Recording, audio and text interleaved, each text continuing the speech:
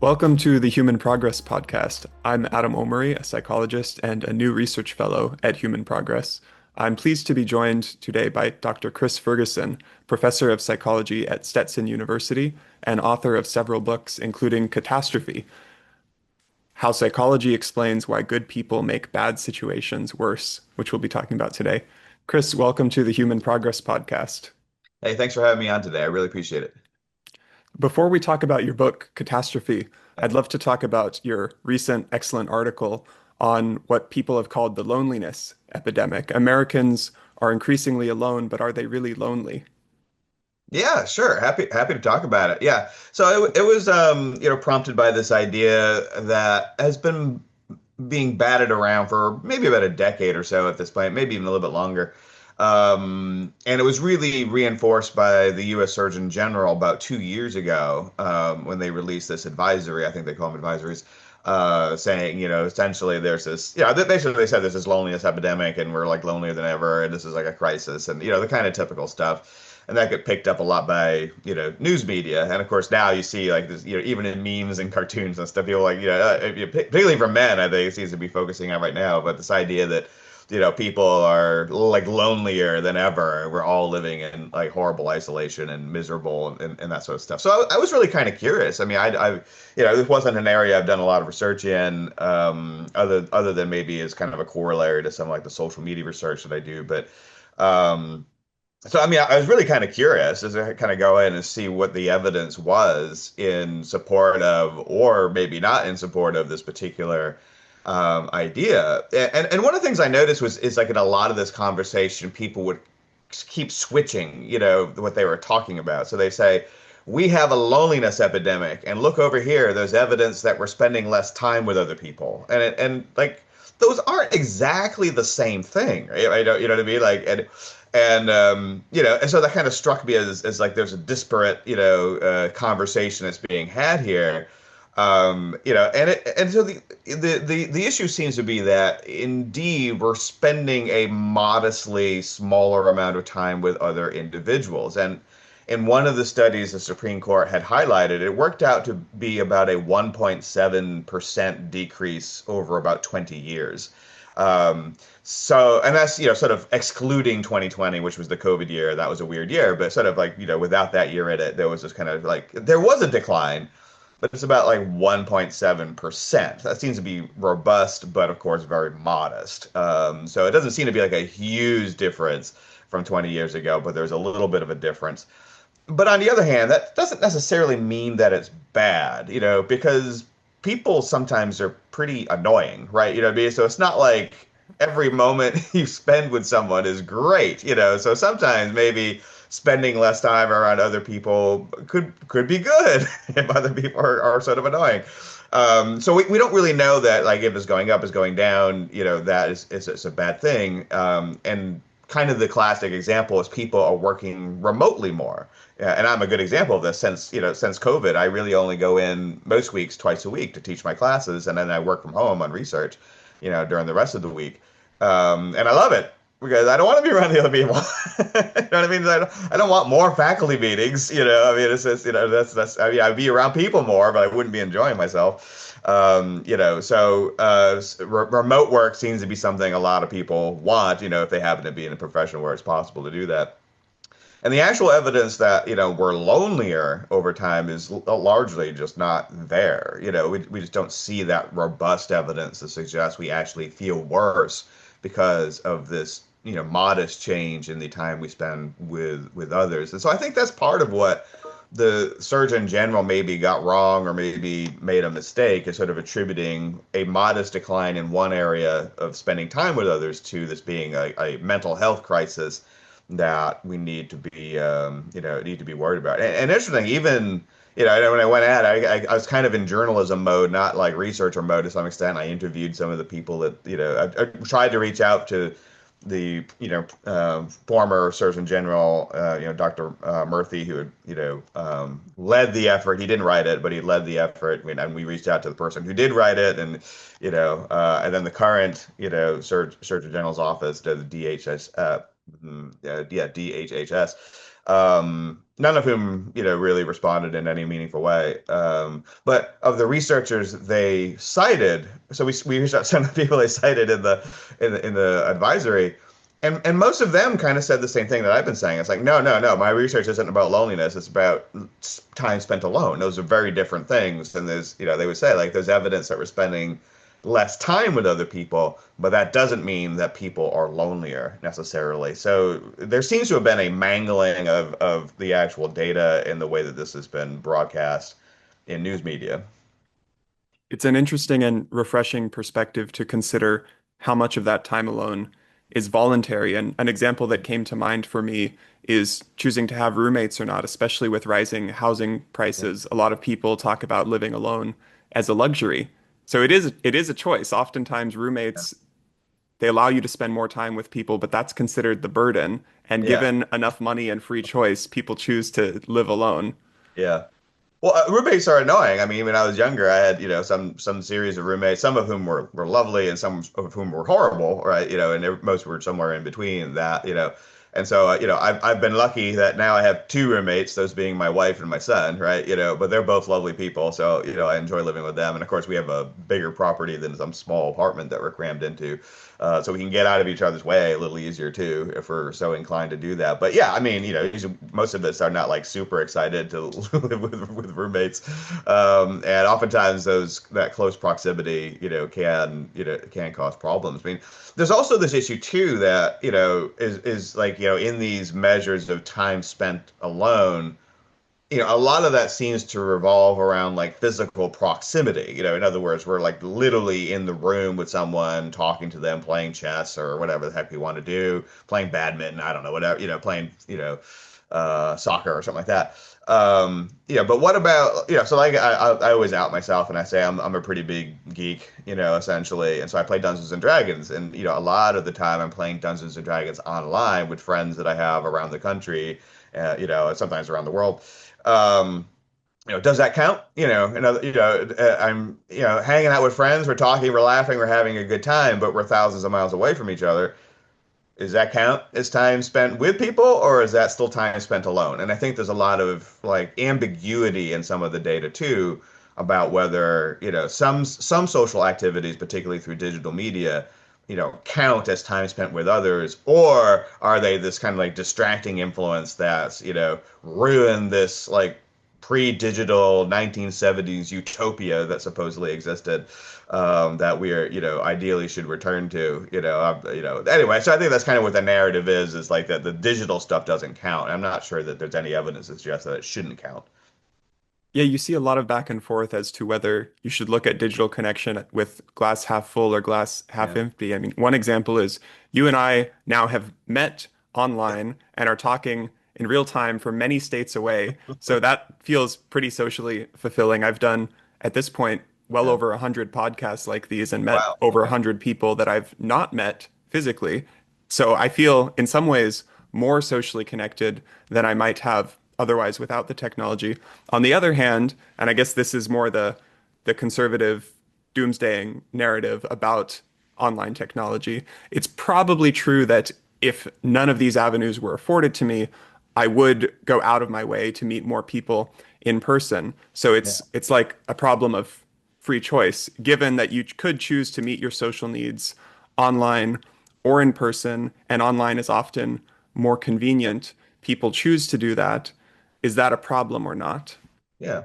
Yeah. And I think the reality is there are a lot of nuances in this, right? So, you can think on one hand, there are probably some people who really do benefit from like social media and smartphones and all that kind of stuff because they struggle to do well meeting people in real life. So, you may think of like high functioning autistic individuals, people with social phobia, regular old garden variety introverts, and all this kind of stuff, who actually might look at the digital revolution as this kind of, really positive influence. They're able to meet more people. They're able to meet more people with their very idiosyncratic interests. I meet more Dungeons and Dragons players pretty easily, through online means than it would be, possible for me to do so in person. I mean, I have a game I play in person too, so, so I do it both ways. But But I think that is, kind of the issue. But on the other hand, you might say that there certainly are some people that don't do social media well. I mean, they get into stupid arguments. It's like that joke you sometimes see the cartoon of, I can't go to sleep right now because someone's wrong on the internet, and they're just like pounding away at the keyboards and this sort of thing. And most people are probably somewhere in between, where it's just neutral. It's a accent point or frosting on the cake or whatever kind of cliche we want to use for it. But they would have been fine without it. They're fine with it. It's not really hurting or helping their lives one way, or another. But yeah, I mean, it is sort of interesting how like the narratives do change. I mean, during COVID again, there was all the social media is wonderful. It's keeping kids from like infecting their grandparents, and it's wonderful. It's keeping people together. And then like 5 years later, all like, hey, we hate it. It's awful. It's the end of civilization. Like literally, Skynet is going to take over the planet. And of course, the reality is probably neither. Not extreme in either of those directions, but. Yeah, what we actually see is that for most individuals, there have been a few research studies that looked at this, is that actually time spent on smartphones and time spent on social media does not actually have much impact on real life relationships. That in fact, usually where you see like the time sink, obviously the time has to go somewhere, right? So time spent on social media and time spent on smartphones mostly draws teens and young adults away from television. So television seems to be the big casualty of the social media age, which is interesting. Now, of course, 30, 40, 50 years ago, people worried about television being the thing that was drawing people away from real life relationships and stuff. So there is this kind of repetitive pattern that we see. But finally, we found something to get the kids off of television. And it's social media and smartphones. So but now people want everyone to go back to watch TV, I guess, or something. Do you know, Chris, any historical evidence as to whether the same was said about telephones when they first became popularized? Kids Yes. are spending hours indoors talking on the phone. They're not connecting in person. Their brains are rotting.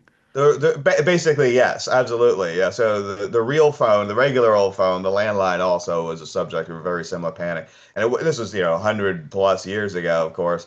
And it wasn't just like the kids, but it was women, right? Because, the status of women in society was very different in the early 20th century than it is in the early 21st, right? So there was a sense of like, women are going to neglect their household duties, they're going to find, lovers on, via the phone, this kind of stuff. Even the telegraph, people worried about the telegraph of all things, kind of similar respects. And I just recently came across an article that was from, or was talking about, stuff that was going on about 200 years ago, so at the beginning of the 19th century people were worried about the kaleidoscope. Now, if you probably don't even have one at this point, right? But that was that thing you would look into and you would just massage it and it would have all the pretty colors and this kind of stuff. And people were worried, 200 years ago that, kids and dumb young people essentially would spend hours and hours looking into kaleidoscopes and that would ruin their lives and just, I don't think we have the same kind of pseudoscience neuro language we do today, but it's the same basic idea that this was going to be this addictive thing that was going to ruin kids.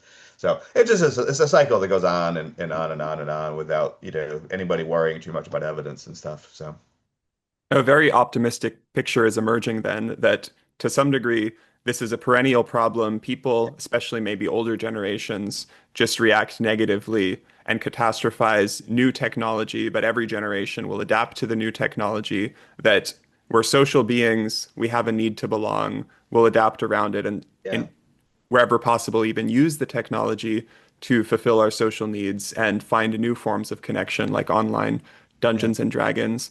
And to the degree we're spending more time alone, it might be just a result of free choice and yeah, convenience and not necessarily a problem. But I do want to steelman the loneliness epidemic. I imagine that this explains a lot of the issue, but at the same time, we are seeing real trends of worsening mental health. And it seems plausible that, especially in young people, uh, social media could be creating mm, newer maladaptive patterns where you could imagine new technology comes along for adults. They've already learned how to integrate into the social world. They can balance that very well with in-person interactions. yeah, Whereas if someone is raised where online interaction becomes the default, perhaps you lack the opportunity to even build the skills that would allow you to, say, delay gratification and find healthy balance between screens and in-person life. Do you worry about that? Nope. Uh, no, we actually have no evidence to support that. I mean, I appreciate your steel man, and it was a very good, I think, very eloquent version, of the story. Much more eloquent than some people put it. But so we have, there's basically different streams of evidence that contradict that. First, yeah, I won't say it's the only country, but certainly what you can say is like most of the focus is on the United States. What I mean by that is we don't see this pattern in mental health in other countries. So most other countries that have adopted similar technology, like smartphones and social media, we do not see a pattern of youth suicides or youth mental health declining, or so it seems to be something very specific that was happening in the United States, and for various reasons. I think the best number to track in terms of trends is suicide, is because a body's a body and that kind of stuff. Self-report tends to be kind of rubbish. But and there are lots of like reporting issues with like ER, self injuries and that kind of stuff. So a lot of data there basically says the best trend is to follow is the suicide. And in most European countries, or like Japan, Australia, New Zealand, for instance, we don't see any evidence that there was a mental health crisis among anybody. Certainly not in youth. So we did see this pattern in the United States where there was an increase in youth suicide in the 2010s. It has now begun to reverse. So a lot of people don't know that, but the CDC has pointed out that actually youth mental health is improving in the last 3-ish years. At this point, since 2020, essentially, since COVID, that we're seeing hopefully that will continue. We don't know. Maybe it will reverse again. I don't, who knows? But so far we're seeing a much improved trend, for youth in the United States. Actually, the increase in suicide was much worse for middle-aged adults than it was for teens. It happens to be that I'm in actually one of the most suicide-prone demographic categories. And by the way, this is not a cry for help. I'm doing fine. I'm happy, and that kind of stuff. But compared to a teenage girl, which everybody's worried about teenage girls, and that's fine. We should be worried about teenage girls, but a middle-aged white man specifically. The only other group, by the way, that has a higher suicide rate than middle-aged white men is young Native American men. So they have a higher suicide rate. So like mid-20s to early 30s, Native American men have a higher suicide rate. But otherwise, one of the highest suicide rates is white males specifically at 45 to 55. Essentially. So a man in my demographic category has roughly a 3 to 5 times elevated suicide risk compared to a teenage girl. Teenage girls largely do not kill themselves very often. Middle-aged men do. And if you actually watch the pattern, so that kind of that's a direct contrast to what you're saying about, well, maybe the middle-aged adults are doing fine. No, they're not. They're doing terrible. And it seems to be a generational thing. It seems to be Gen X, my generation in particular, was like one of the worst generations on record. That kind of like late 80s, early 90s. Group of individuals. And if you actually follow the U.S. trend line in teen suicide, it tracks almost perfectly with the suicide trend line for middle-aged adults. So what we tend to find, and again, this is based on a lot of CDC data, is that the teens who are at most risk for suicide are those that have had parents who've committed suicide, or parents who have opioid, substance abuse issues, or have been incarcerated, and things like that. So it seems to be that the problems we've experienced with teens in the United States have been downstream of problems that their parents have been experiencing, specifically on the issue of mental health. And like I said, now that's reversing, at least for the teenagers, which is, good news. And, irrespective of tech debates, I hope that continues, because that's obviously wonderful news, but we don't know. We'll see if the trend, continues or reverses in future years. But what's interesting is that, here we talk a lot about like mental health, right? And there's this causal attribution, like there was this increase in teen suicide in the 2010s. And a lot of people have, in classic ecological fallacy manner, attributed that, to, smartphones and social media. At the same time, most other teen behaviors got better. So bullying went down, violent crime went down, substance abuse went down, smoking went down, drinking went down, school dropouts went down, teen pregnancy went down. And nobody's sitting around thinking, oh, thank God for smartphones and social media making all these wonderful things happen for teenagers, right? So that's this negativity bias that's very normal for humans, right? We focus in on the negative news and we cherry pick that and only make this causal attribution for the trend line that is negative, and we don't make any causal attributions for all the positive trend lines that are happening for the same group of individuals. Now, of course, this is all correlational data. We shouldn't make causal attributions to any of it, right? You know what I mean? But that's the ecological fallacy, sort of aspect of these things. But yeah, no, we don't, we have a lot of studies. We have hundreds of studies at this point that look at, social media, time spent on social media and mental health. Some of those are with teens, some of those are with young adults, and a lot of them with college students, of course. And generally, across these studies, we do not find that time spent on social media or smartphones is predictive of negative mental health outcomes, nor do we find that reducing social media time improves mental health in experimental studies. So there just isn't any evidence, really. Yeah, or at least if you do meta-analyses, you combine the individual studies together. The combination of studies together does not support that technology is related to loneliness or depression, anxiety, self-esteem. Basically any mental health measure you look at, there's just nothing there. My research has shown similar findings that we're seeing decreases in suicide across most Western countries, with the US as an outlier. It's good to know in the most recent data that that trend is starting to reverse, though, that I hadn't looked into the last couple years.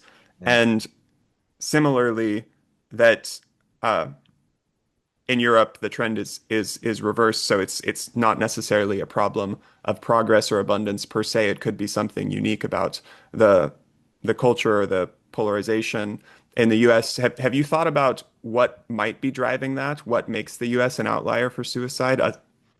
Yeah, probably a few different things. Yeah, I mean, of course, suicide's never down to one thing, right? It's a complicated phenomenon. I mean, and part of it is simply that the United States has a sine wave when it comes to suicide, and lots of other. In other words, it goes up, it goes down, it goes up, it goes down. And actually, ironically, we have all these people that now that are saying, we should go back to the 70s and 80s, which some people think was this utopia, which I grew up in, by the way, so I know exactly what it was like to be a child at that time period. It was no utopia. And actually, like I said, that was actually the worst generation of teens on record. They had the highest, suicide, teen pregnancy, violent crime, substance abuse, et cetera, et cetera, et cetera. So that this generation actually, maybe it's not fair to. I actually don't like generation talk in general, so it's probably not fair to say it's Gen X or whatever. But so I'm just using it as kind of shorthand for now, to be fair. But yeah, so actually, we had a peak of suicide in the late 80s and early 90s that was as high as the peak, around 2017, 2018 in the United States. And there was no smartphones or social media, at the time. So we kind of see this just sine wave thing, and nobody's ever really known exactly why the U.S. has this kind of sine wave of suicide. If you look at actual trends, though, and again, these are all correlational. Um, so I do have a paper that looks at various societal trends and how they track with teen suicide. It doesn't matter if you look at boys or girls, you get the same basic kind of patterns. Generally what you see is that changes in digital or changes in media use, we kind of talked about already how people are shifting from television into social media and smartphones. That doesn't seem to matter. That doesn't seem to track. In fact, you end up with kind of like a negative small negative correlation that if anything that change is correlated negatively to teen suicide, but those are fairly small correlations, so I don't make much of them.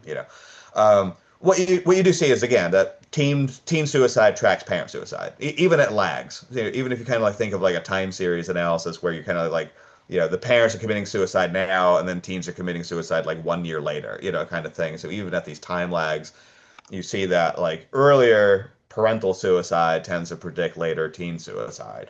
Other things that you tend to find are political polarization. So as political polarization has gotten worse, there's sprinkles in here for both sides, by the way. I'll get through. I'm not, and none of these am I making a political statement, by the way.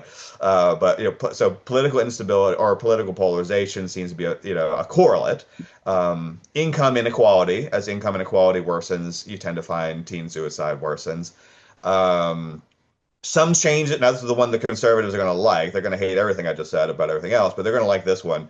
So some changes in education that occurred in the 2010s, and what that means is an increased focus on, for lack of a better word, I'm going to use the word woke, because nobody's ever come up with a better word. I understand it's a controversial word, but the sort of like, the U.S. is racist and sexist and oppressive and all that kind of narrative that seems to correlate with an increase in teen suicides. So you get these kinds of like different disparate factors. Now they're probably all of themselves kind of related to each other, so political polarization is probably related to different, educational narratives and income inequality, all that kind of other stuff. But I think my best guess based on this correlational data, and these correlations are pretty strong. We're talking like 0.7 correlations, by the way, even in the sort of time lag, time series analyses. But so there are strong correlations, much stronger than anything you see for like social media or whatever. My best guess is not, of course, that like teens are watching the news and picking up on like political polarization so much, but more that these are all representing like angst or anxieties in society that are affecting the parents, and that trickles down. I think there's a large trickle down effect that what's happening to adults, and that's probably primarily the parents, but also maybe their teachers. If your teacher is telling you that the U.S. sucks and it's racist and sexist and you have no chance of succeeding because of all the oppression and capitalism, blah blah blah blah, then it's kind of depressing. You know what I mean? And if your parent also has a fentanyl addiction or something of that sort, then you're getting hit from both sides, and so you really have no chance, as a teenager. So I think the big mistake we made in this whole like narrative about, social media and smartphones, the anxious generation, whatever you want to talk about it, is that the real anxious generation is parents, and we divorced the numbers in terms of we looked at kids by themselves and didn't look at their parents and how badly their parents actually are doing right now. And that caused us, it's like the blind men and the elephant parable, right? If you only touch one part, then you don't see the larger picture. And I think that's exactly what happened. That we should have looked at the larger picture and seen that actually the parents' generation is doing far worse than the teenagers. And to the extent that teenagers are struggling, it's probably because their parents, and to a lesser extent, teachers and everybody else, are freaking out. So we should have addressed this as a middle-aged adult issue rather than a teen issue. I agree with you, Chris, that suicide and self-harm and other objective measures tend to be more reliable than self-report, where the diagnostic criteria for, how depressed do you have to be for it to count as clinically significant depression. Now, arguably, we're seeing a crisis of overdiagnosis, and it's an interesting mystery to reflect on. In countries where suicide rates are going down, we still do see at least diagnoses of internalizing symptoms, depression and anxiety go up. And I think that's related to all these cultural changes you're talking about. It sounds like you disagree with Jonathan Haidt's causal claim that social media is behind this, but he's also speculated about just these cultural changes like helicopter parenting, not necessarily even intentionally, but simply as a demographic byproduct of the fact that people are having fewer children. So you have the same amount of attention and resources, maybe because people are having children later as well. They have more resources. They're devoting more attention to their children compared to when older generations might have been growing up with their kids to some degree, and that could foster a sense of independence and resilience in children. So all of those, well, first, I'm interested in whether you believe that that could be driving a version of this mental health crisis. Again, even if mental health objectively isn't worsening, if we're more sensitive to it for those reasons. And secondly, whether there's a risk of self-fulfilling prophecy. I think this ties into your point about education, where regardless of how levels of, say, oppression have changed across generations, it could give kids more of a external locus of control to have so much Yeah. focus on those types of negative systemic factors, and that could undermine otherwise the internal locus of control that would foster resilience and Right. positive mental health and positive outcomes.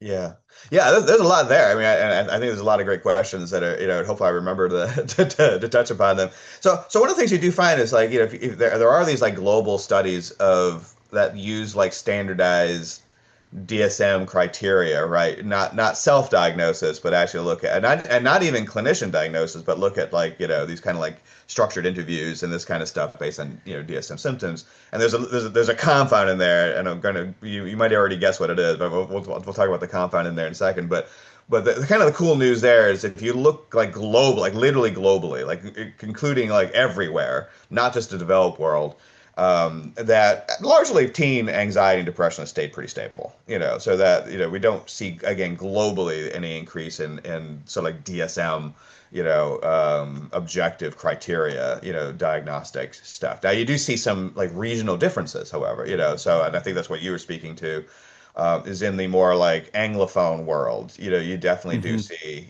more diagnoses being made, than you do in the, global South / third world, whatever, descriptor you want to use for that. So there again, I think is there's a lot of focus in like the US, UK, Australia, Canada, and people are kind of neglecting like 2/3 of the world in these narratives, which, maybe is not super great, but, yeah, so the confound, of course, also in a lot of this, and is that the DSM changed all their diagnostic criteria. Like somewhere, was it 2013, I think was the DSM-5, if I remember correctly. Hmm. So there's that compound, that's thrown in there. And for most of the criteria, as the DSM is wont to do from one generation to the next, is they made it easier to get diagnosed with a lot of these things, right? So there's that kind of like confound in a lot of this. Um, and I think even colloquially, the way we use language has changed around mental health. First, there's less stigma, around it, which is great, which means people feel freer to talk about it and maybe more willing to speak about depression and anxiety.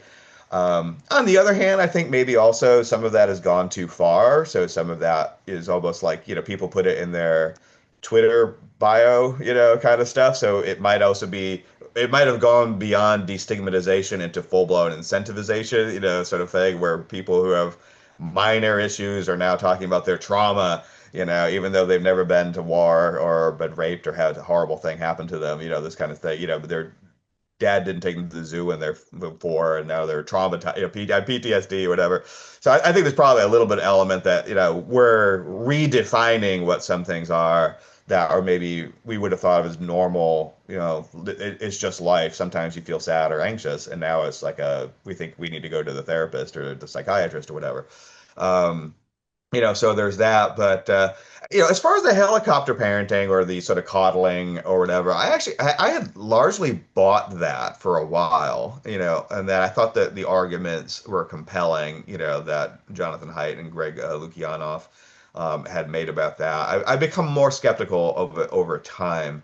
And I think what people are reacting to at a lot of that is particularly at universities. So obviously you and I both work at universities, and so we've experienced some of this firsthand that, like 15 years ago, if someone broke down and had a hysterical fit, we might have like put our arms around them and escorted them someplace where they could, relax or something like that. But they wouldn't have won the argument. You know what I mean? Like that would not have been Hmm. a point of evidence, But then it became a point of evidence somewhere in here. All of a sudden, like in the mid 2010s, at universities, the person who was the most upset would win the argument, kind of a thing, or who could speak to their oppression or whatever else. Suddenly, like as an Irish American, this would get like I am Irish American, right? That somehow that became like the talking point that my opinion matters more because of my demographics, rather than the actual evidence I could bring to bear. So I think some people were annoyed by that, and I think rightly so. And so I think they had the sense of like universities are coddling some of the students who maybe need mental health care and shouldn't like dictate policy at the university. And I think a lot of those critiques were very fair. Um, when you actually look at the evidence, though, on helicopter parenting, so I think that's a little bit of a different issue from the sense of Hmm. helicopter parenting. You tend to find relatively small effect sizes with negative outcomes. So they are there. I mean, there are these small correlations, in meta-analyses between the sort of helicopter, parenting, but they're much smaller, I think, than people would realize. So they're there, but they're like, again, you probably know stats. So they're like correlations of like 0.1 or something like that, you know. So it's really explaining about 1% of the variance in like mental health outcomes in youth. You know, they are mostly in a negative direction, you know, but they're very small. So I think that the issue of the helicopter parenting has been somewhat exaggerated. I'm not encouraging it, by the way. I'm not. This is nobody should take this as support. You know, I'm just trying to, you know, sort of set the data. I find it annoying personally, but you know, I also think it's important to speak to the data. Where kids have problems, so if we're looking at who are the kids who are suicidal, you know, again, the CDC has tons of data on this at this point. You know, is the kids who are abused, who you know, or who again we've been talking about, whose parents are in prison or who died because they overdosed on heroin. Those are the kids that have the biggest problems. So it's, you know, adverse child events tend to have a much bigger explanatory power. You know, they explain something like 25% of the variance in some cases in negative, you know, youth outcomes. So yeah, I mean, I think that the coddling stuff is annoying. You know, I don't think it was good college policy. I think that caused a lot of problems for universities around free speech issues and things like that. Absolutely, I am against it in principle. I don't think it's a great parenting strategy. But it's not the biggest problem kids are having. The biggest problem is dysfunctional families that are abusive or falling apart, or dad's not in the picture. You know, that kind of thing is really a big issue. Um, you know, but I also do think that, you know, the K through 12 schools, which have been struggling as long as I've been alive, you know, have always tried to have these fixes, right? There's always like a new policy they're trying to put in place. Now it's the cell phone bans, but you know, before that it was the social emotional learning kind of stuff, right? Where we're all going to get around and sit in a circle and talk about our feelings today, and you know, it turns out that doesn't work. You know, so again, the effect sizes for SEL tend to be pretty small in terms of like actual improvements in grades or mental health for students. You know, so you know, so I think this, you know, and some of the schools did go down this road of you know, and this has been pretty well documented. Like Eric Kaufman's documented this. I have a study that looked at like these kind of oppressive, you know, lessons in schools and this sort of thing. We do see that there was this sort of expansion of, you know, not every teacher by any means, you know, but you know, certainly more kids were hearing all these like oppressive, you know, stories about how bad the U.S. was in a very one-sided direction, you know. And of course, we should learn about negative history. We should learn about, you know, segregation and slavery. It shouldn't be, you know, whitewashed either, for lack of a better way of putting it. But you know, but clearly things had gotten unbalanced, and there was an, you know, overcorrection, we might say, for you know, past ignorances, and that was probably not great, you know. So, you know, again, by itself, telling kids the U.S. is an oppressive hellhole, you know, probably isn't going to cause them to be suicidal. But if you have kids that are not doing well at home either, and then the school is telling them either that you're an oppressor if you're white, or you have no chance of succeeding if you're not white, then that's probably not helpful. You know what I mean? For the kids that are already not getting a lot of positivity, you know, at home. So yeah, I think there's, you know, a lot of mistakes were made in the 2010s, maybe by both sides of the political spectrum, you know, as people worried somewhat obsessively maybe about kids. So. I've been fascinated lately around the role of narrative in mental health and sense Yeah. of meaning, because there's this interesting paradox where you could have stories or interpretations that are objectively false, but still have real causal outcomes, including something like having such a pessimistic take on your own history or your own country or your own identity. The premises of that argument might be false, but adopting false premises could still lead to harmful psychological effects. And maybe this is just me having swallowed the pill to some degree, but I still think, especially in children, Yeah. do you think that especially in children, like even just as a result of not having fully developed brains, they Yeah. might be more susceptible to the same pessimistic narratives? Yeah, I mean, well, young kids are going to believe what the authorities tell them, right? I mean, it's kind of how young kids' brains, you know, as young kids go through reality testing development, right? They first start to rely on authority figures. You know, they start with parents and they shift to teachers and this kind of stuff. So largely, you know, the younger kids, it's when they hit like puberty is when they start believing that Mhm. adults are wrong, right? You know, so yeah, having raised a child into young adulthood, you know, I'm familiar with all the stages of when I was cool and when I wasn't cool, and then when I was cool again, you know, sort of thing. But Yeah, I mean, first off, lessons need to be developmentally appropriate, so I think that, on the progressive side, maybe where things went wrong, both in terms of like race and then also in terms of like gender issues, is like a lot of the messages were just not developmentally appropriate, You don't want to take 5-year-olds and tell them the country's a hellhole, or that, maybe they're a boy actually when they're a girl, that kind of stuff. That's probably, a discussion for later. So I think some parents were rightfully like upset at yeah, I think the intention was good, nonetheless, but a lot of the messages were just developmentally, inappropriate. And some of them, again, you want to tell kids the truth, and I think a lot of like the history wars on both sides are not about telling kids the truth, but are trying to sell them a story that's politically useful for one side of the political aisle or the other. So, you might rightly criticize, past conservative teaching as being whitewashing of America's sins around slavery and, segregation and, brutality towards, Native Americans and all that kind of stuff, which I think is absolutely a very fair criticism of like teaching in the 1960s.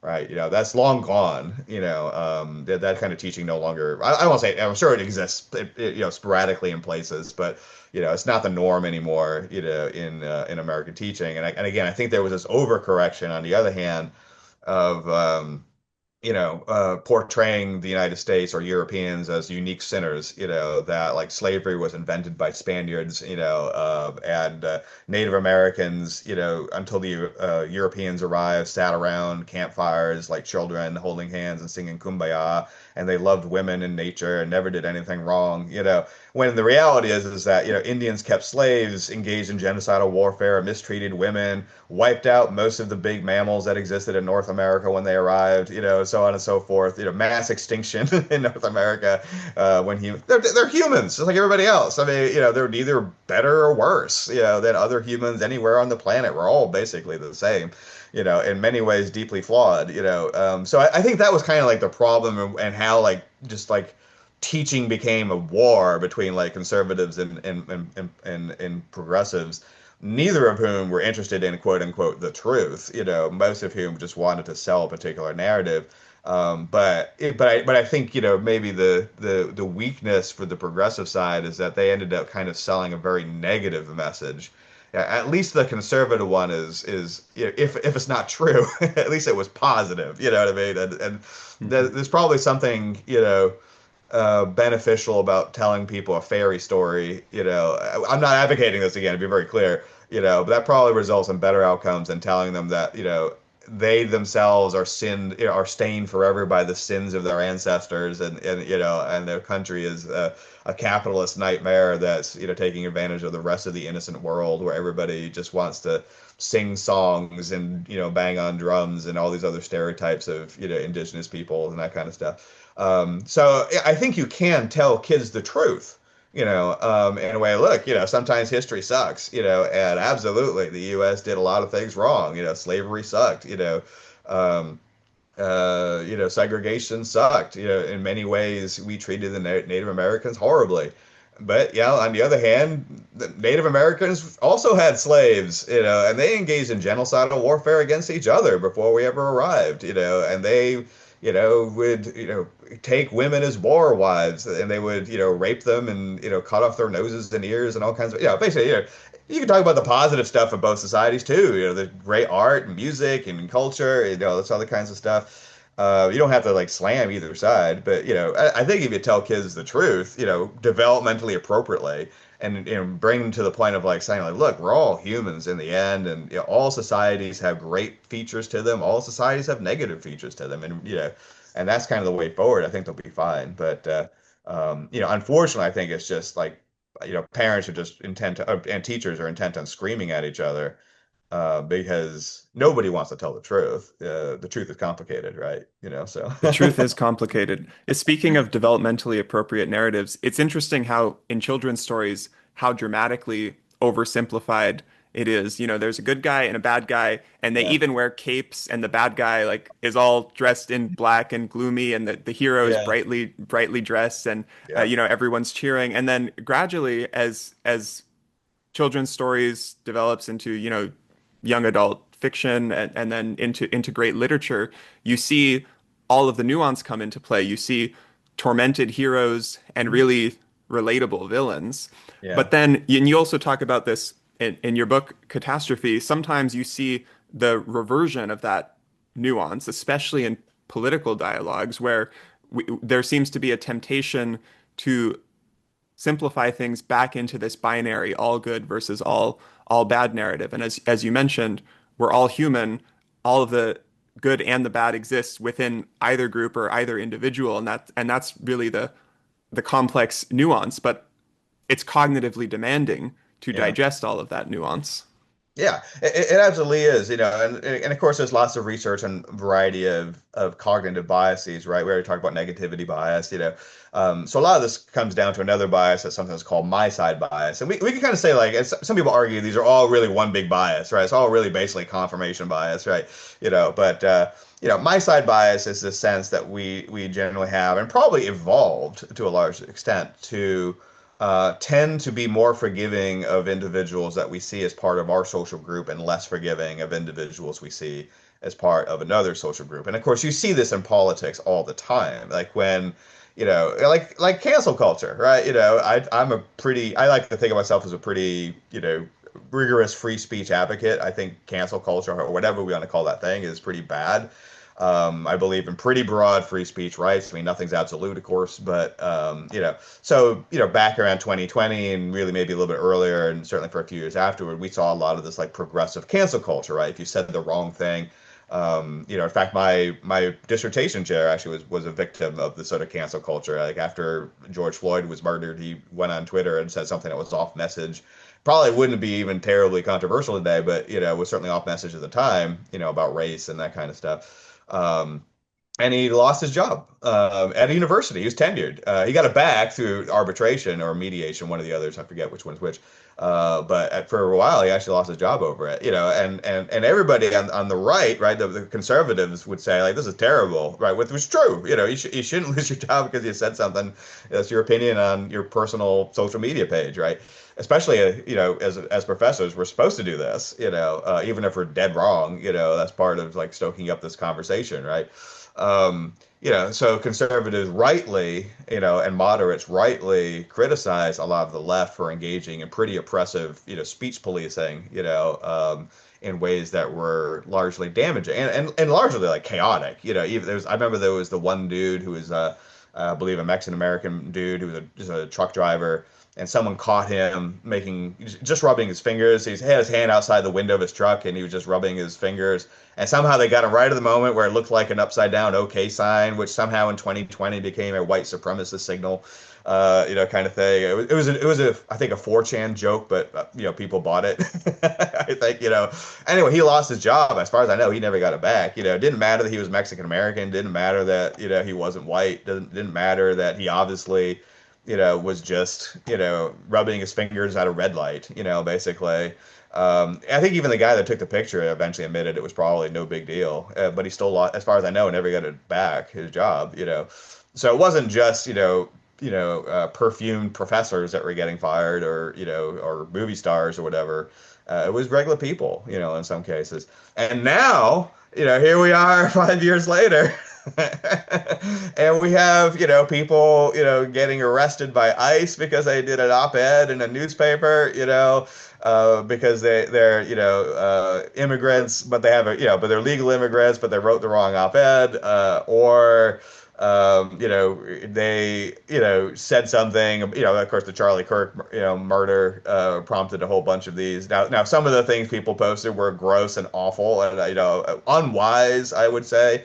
So I'm not defending the comments, but again, it was funny to see this reversal, right? That, cancel culture was bad in 2020, but suddenly it's perfectly, the right thing to do today.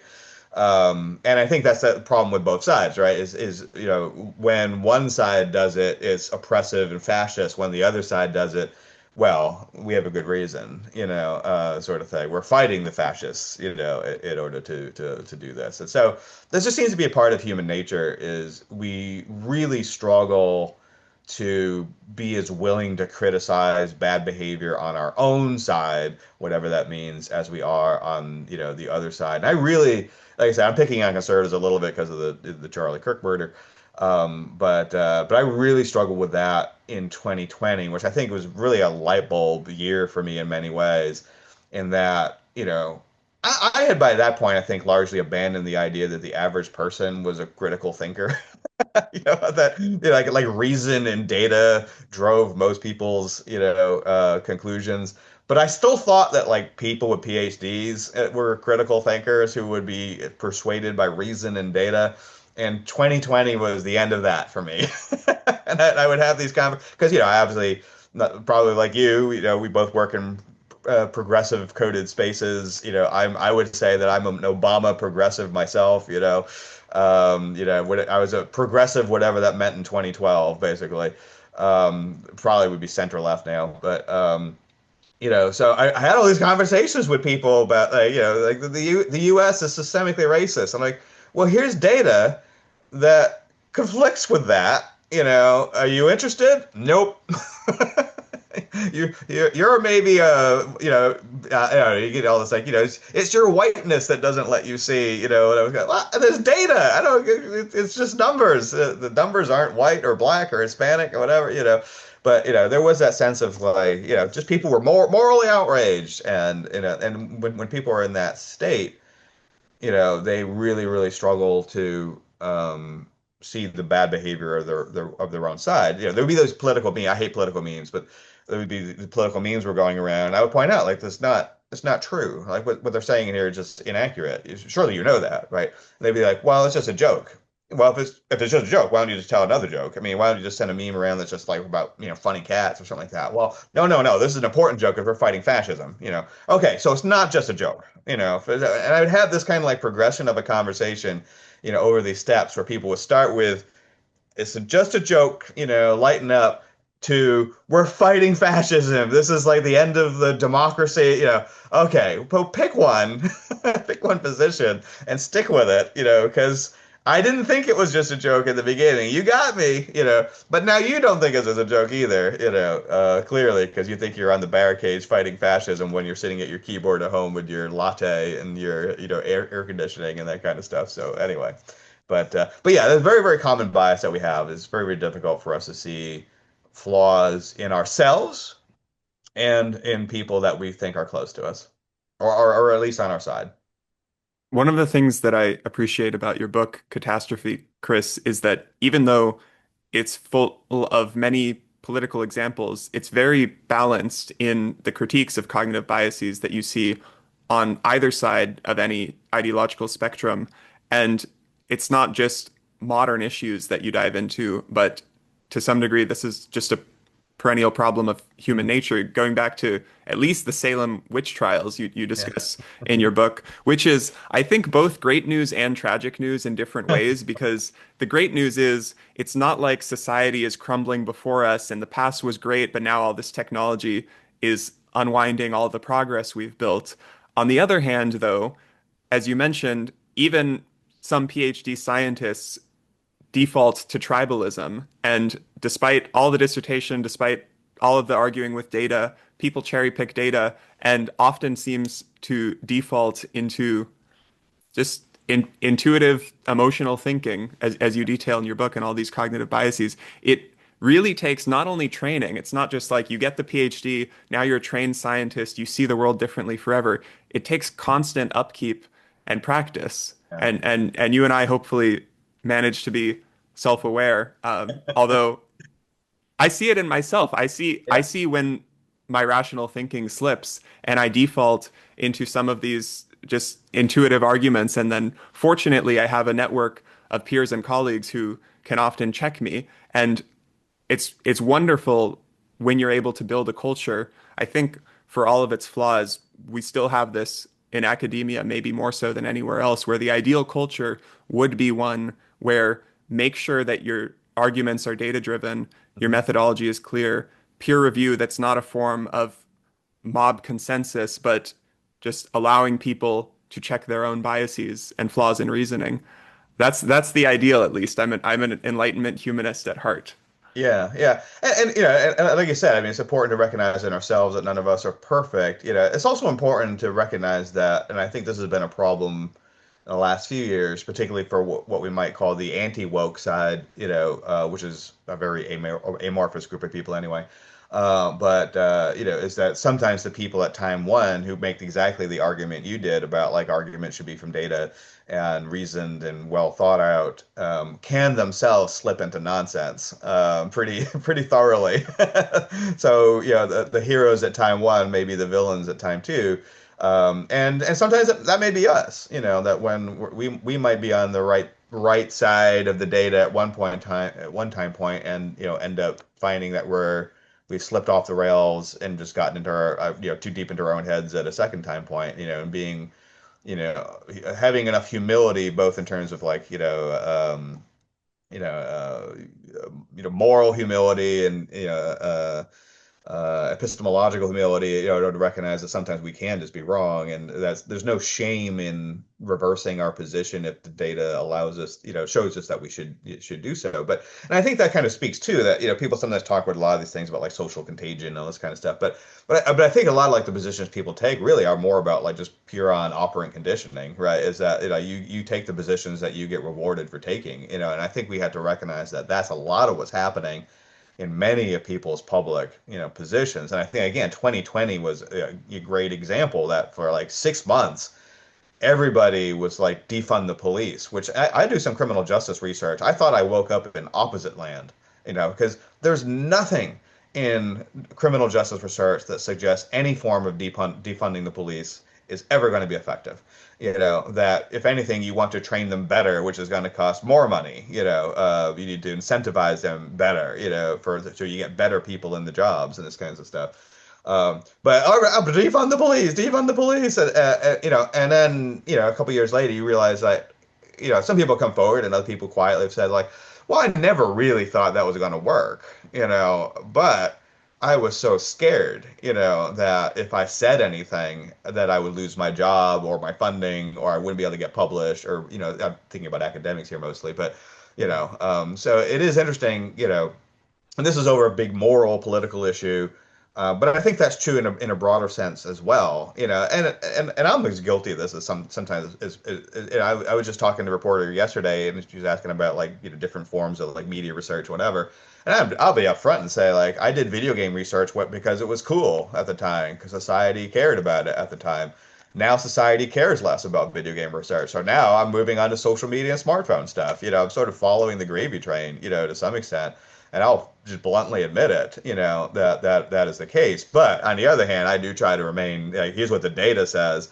I probably, we're talking about my book Catastrophe. I probably would have sold a lot more copies if I'd said social media is bad and smartphones are bad, or found a way of confirming every parent and teacher's fears about the world. And so I think a lot of people do get incentivized, including scholars, do get incentivized by following that narrative, because they, either want the grant funding, the money, the prestige, the newspaper articles, or they are scared that their peers won't like them anymore, or will ostracize them, or they can't get published. And I think for example, a lot of the controversy, particularly in the United States, over, I know this is a controversial issue and we don't spend much time on it, but like the youth gender medicine, sort of debate that occurred. I think a lot of what we're seeing is a sense of, it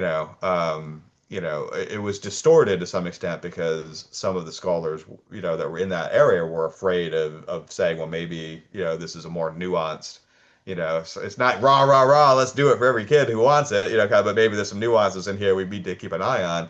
And there was that example of, and I forget the scholar's name, but it was in the New York Times where one particular scholar who's well known in this area, I just can't remember names, but she had gotten a big I think it was NIH grant or NSF grant or something like that, to study youth gender medicine, and then the results apparently were not very positive for it, and so she decided not to publish the study because of the political consequences, which is, as scholars, we know is a really bad reason not to publish data, because you don't like the Hmm. politics will come of it.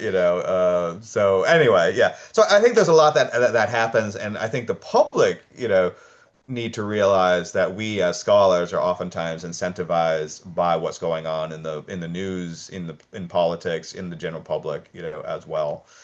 So unfortunately, social narratives can shape science, and that's not always a great thing. Yeah, I've come to appreciate that, and now most of my fear about when science goes wrong, it's not the things that people often talk and worry about, like people blatantly going against the data or making up the data, but it's more a matter of we have so many degrees of freedom and choice Yeah, as scientists in how to interpret the data. And one thing that stood out to me in your loneliness article, oftentimes you get technically true claims, but that can be spun in a way that just pack a lot of punch. And the claim, this came from the Surgeon General's report that we discussed at the beginning, that loneliness has the same adverse health effects as smoking up to 15 cigarettes per yeah, day. And then you read the original study on that, and they have a categorical measure of smoking. So there's yeah, people who smoke less than 15 cigarettes per day, and then more than that. yeah, And there's a relatively small effect or even null effect. But it's yeah, technically true to say, yeah, okay, so the loneliness, the small effect was the same as people who fell into the first low smoking yeah, category. So you're making this technically true claim, but people are going to interpret that as though you're smoking 15 cigarettes a day and it's the same amount of harm. And in reality, the way we know the statistics work is that, well, probably the bulk of the effect is coming from people in the 0 to 1 range. And if yeah, you're at 15, statistically, you're almost identical to the next group up, which has obviously yeah, a much worse health effect. So it's yeah, it's it's really tricky, and yeah, you see this in all areas of science, especially those that are most politicized. And yeah, sadly, as you mentioned, the incentives often do line up for scientists, not even to commit any ethical violations, yeah. but to maximally shift the narrative within the realm of what's technically true into whatever sells the popular narrative and gets the grant funding. Yeah. Yeah, it was a very strange comparison, the 15 or less cigarettes a day. So it's like 1 to 15 cigarettes, and yeah, it's technically true. I don't know, but why compare it to the low smoking group? Why not the high smoking group? Which of course I know why, because the numbers would have been completely different from each other. Now again, smoking 1 to 15 cigarettes is still bad. I'm not in any way encouraging people to smoke any cigarettes, right? It's still a bad thing. But it was, but I think, yeah, I mean, yeah, I don't know what's in their heads because I actually reached out to so the same person who did that study was the person who wrote the Surgeon General's advisory. So I reached out to her. She just referred us to the her frequently asked question page, which if that answered my question, I wouldn't need to reach out to her. But so she didn't really respond to questions about it. But that was, I mean, my only possible guess is for using the 1 to 15 as opposed to, I think it was like 15 to 25 was moderate and 25 and above was heavy smoking. Why the 1 to 15, is because those are the numbers that were equal. You know what I mean? It's like that was the comparison that sounded the best, and probably the average person reading that, which would include me, by the way. I didn't know. I'm not a smoker. I don't know what 15 cigarettes is in terms of light, medium, heavy. Was saying 15 cigarettes sounds like a lot, and in truth, like you said, it's actually not 15 cigarettes, it's 1 to 15 cigarettes, which means like 7.5 somewhere is is probably what we're talking about, which is still bad. I'm not telling anybody to smoke cigarettes, but is, a much milder effect than smoking 25, or more. Or also you could kind of like, we're talking about this, like, increase in alone time, and you could technically say, you know, um, um, Americans are spending the most time alone as has ever been recorded on record. If by ever on record you mean the last 20 years, right? And that would be technically true. That Americans are spending more time alone than ever on record, but that's a decrease of 1.7%. So one version of this sounds horrible, and the other sounds like, no, I mean, I guess that's not that big. I don't know. Maybe some of that's bad. I don't know. So you can spin the same data point in language in different ways. And I think that's the other bias right here is that there's not normal human bias is that we think in terms of binaries. Things are either nothing or they're a crisis, and we don't have a lot of room in between there for like, okay, maybe this is a small issue we should keep an eye. This doesn't exist in our head. So I think everybody to get attention to something, they have to make it sound like a crisis, right? And this is, and I don't want to go down like a statistical, rabbit hole after that. We'll put all your listeners to sleep here, right? But this is a consistent problem with a lot of different research areas in medicine and in social science is this issue of effect size. And I'm not going to go into a whole thing about effect size, but it's entirely true that an article can find a statistically significant effect that is likely noise, that is likely statistical garbage, that has no meaning whatsoever in the practical world, that you should not care about this whatsoever. This has come up with a few of these, like, there have been a couple unpublished studies of cell phone bans in schools that have been hyped as if they provide evidence for these bans, and they don't because the effect size is near zero. That the actual impact of cell phone bans on student learning is zero. Essentially, it does not improve student standardized testing scores or grades or anything else.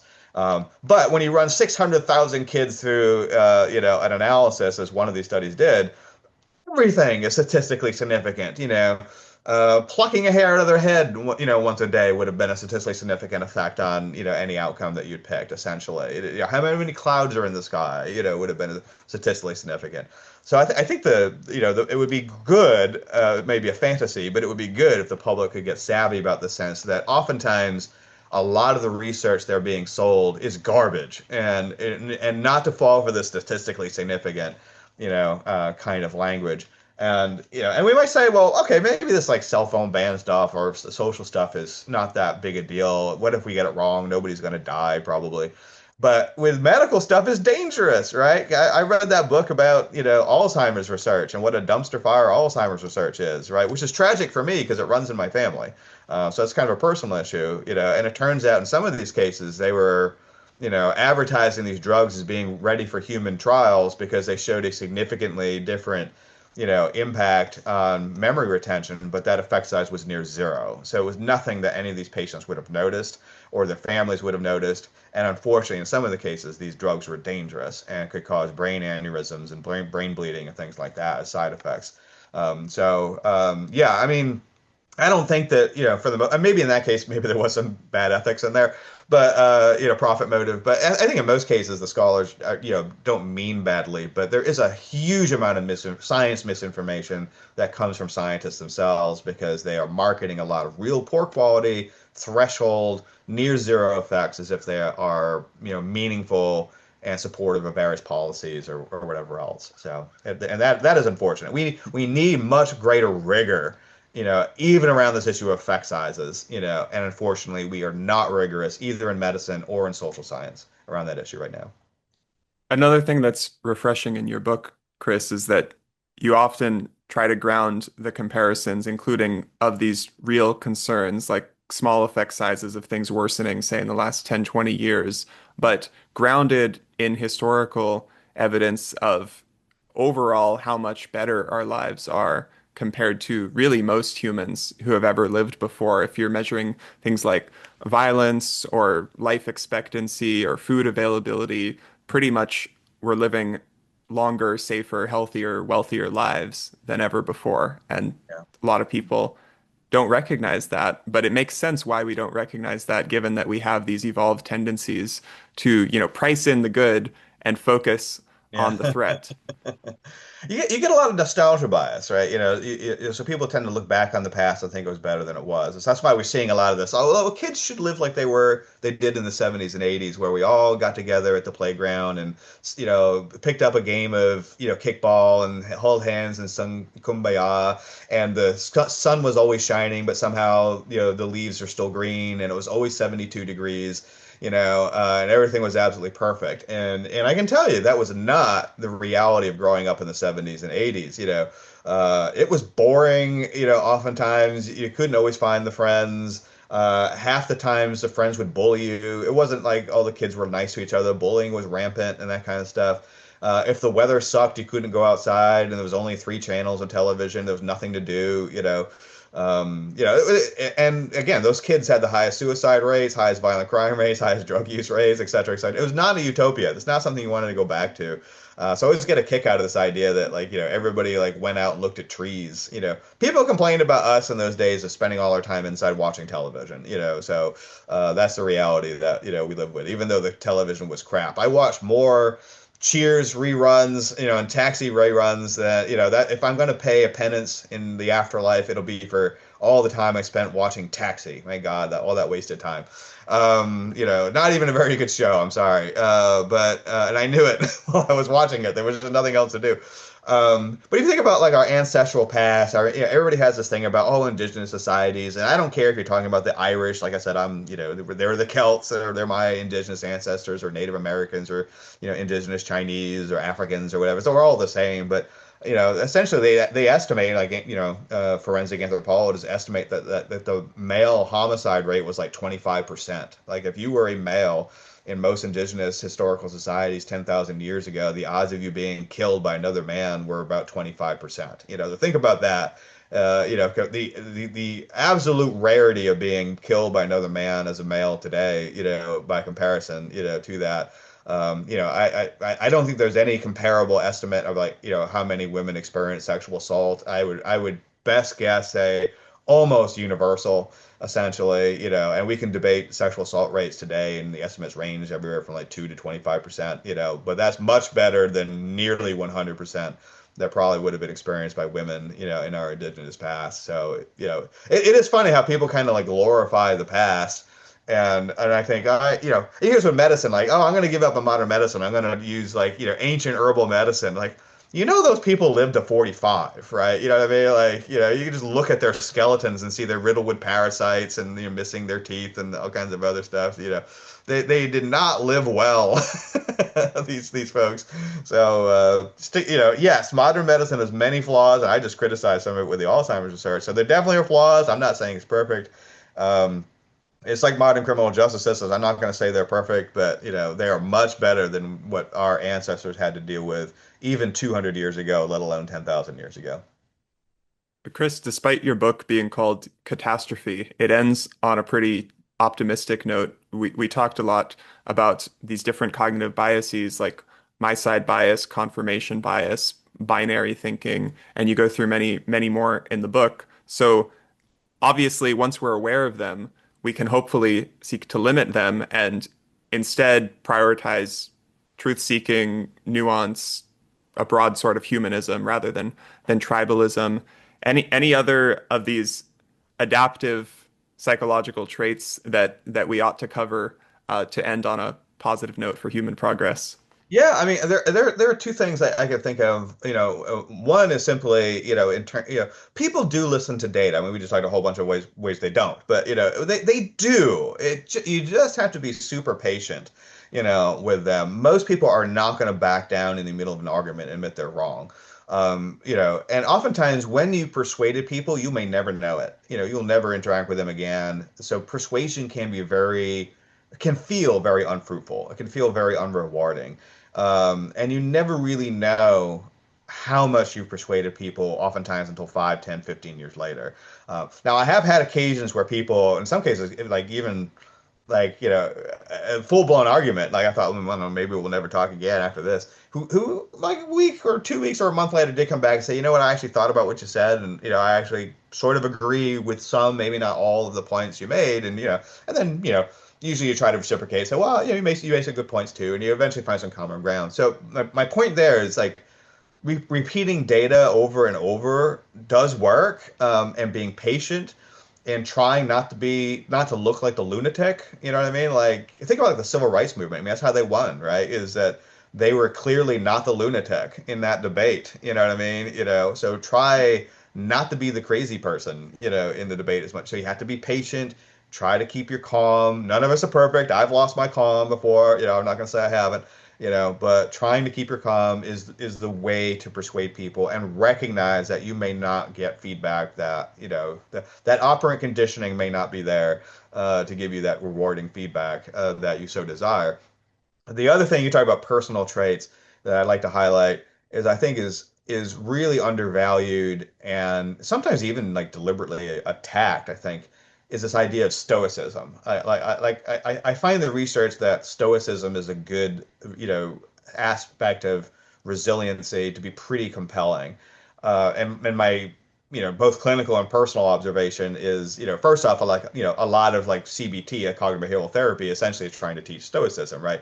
which is a sense of like, okay, you have this belief, so test it against reality. What are some alternative, hypotheses that may explain the same event? What is the evidence you have for each of these, and that kind of stuff. How can you approach this more intellectual rather than emotional? That kind of stuff are like very common elements of, problem solving techniques are all kind of, elements of CBT. And I think what's happened a lot in the last 10 years is that we've told people to do the opposite of that, right? Like, immerse yourself in your feelings and, explore every nook and cranny of your trauma and this kind of stuff. And your mental health becomes your identity, and that's going back to like the coddling hypothesis, to some extent. And I think there's some reasonable, critique of those societal trends. And I actually find like trying to intellectualize your way through things, actually does seem to be related to more positive outcomes. And so I think that it goes back to, I was just talking about persuasion, in the sense of like trying to, give people data. Then on the other side, being able to receive data also and change our hypotheses about the world and about ourselves in accordance with the data is very, very healthy. And I think that's what healthy people tend to do. And I'll end with one anecdote, so my wife is actually a very wise person. And when we were dating, I was taking her out to a restaurant and I was doing the gentlemanly thing where I was holding the door. She went through, and then another woman went through after I held the door open for another woman who was just right behind us. And this other woman barely looked at me, didn't thank me, just went through the door like it was, I was a doorstop essentially. And I kind of took it personal, that was rude, or whatever. And as we sat down to dinner, I said, "Did you see what that woman did? She didn't even thank me as I held the door open for her." And I was taking it personally. So my wife pointed out to me, said, "Well, you don't know what's going on with her. I mean, you're interpreting it as personal, but she might be having a bad day. She might be having some personal crisis that's absorbing her thoughts, so she's just distracted. It probably has nothing to do with you whatsoever." So she was doing CBT with me, basically, right? In a way, that's a hypothesis testing. It's like, oh yeah, there are these alternative hypotheses for what happened there. And then, when I realized that, I'm like, oh yeah, there's nothing for me to be angry about here. I mean, it doesn't affect the rest of my day. Why be angry about it? And I think, so obviously I'm imperfect because I didn't do it at first. I did it only on her prompting.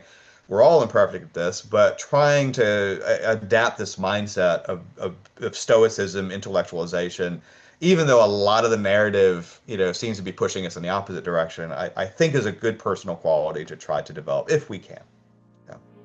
Thank you very much for your time, Chris. That's a good optimistic note to end on. Yeah, well, this has been a lot of fun. I've really appreciated the conversation.